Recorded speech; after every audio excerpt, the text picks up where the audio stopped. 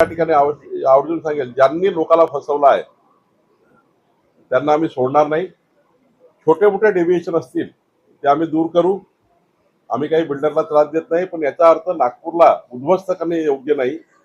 ज्या पद्धतीचा नागपूरमध्ये पूर येतोय, पुराणी होतोय, हे अव्वाच्या सव्वा जे चुकीचे बांधकाम झाले.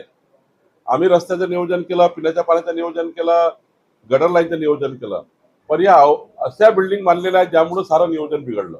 आज नागपूरला पुराणी का होत आहे याचं कारण हेच आहे की त्या ठिकाणी अनाधिकृतपणे 4-4 हजार इमारती, 4-4 हजार इमारती, त्यात राहणारे कितीतरी फ्लॅट धारक ज्यांनी रजिस्ट्री करून घेतली आहे किंवा ज्यांची रजिस्ट्री झाली नाहीये, त्यांचं काय?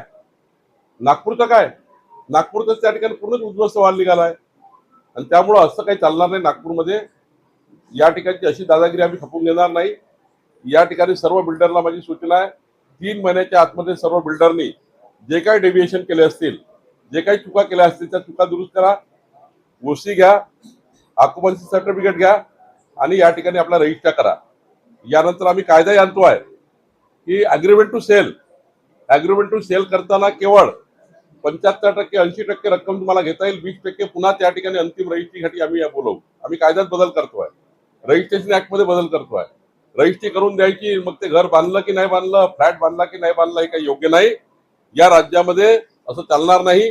ज्यांनी अनाधिकृत बांधकामं केले, ज्यांनी अवैध बिल्डिंग बांधल्या, एक त्या बिल्डिंगला त्या ठिकाणी आम्हाला निर्णय घ्यावा लागेल, नाहीतर या ठिकाणी बिल्डरवर कडक कारवाई करायला लागेल.